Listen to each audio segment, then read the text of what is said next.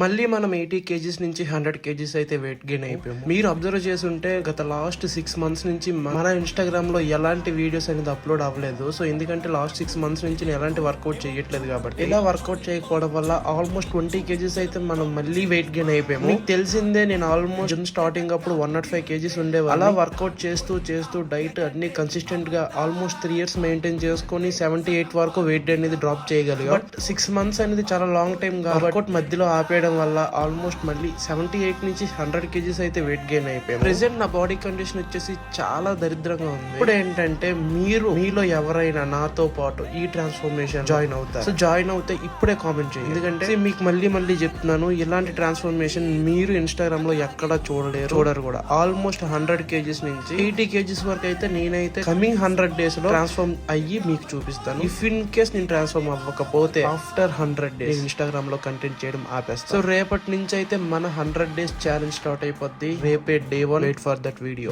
By.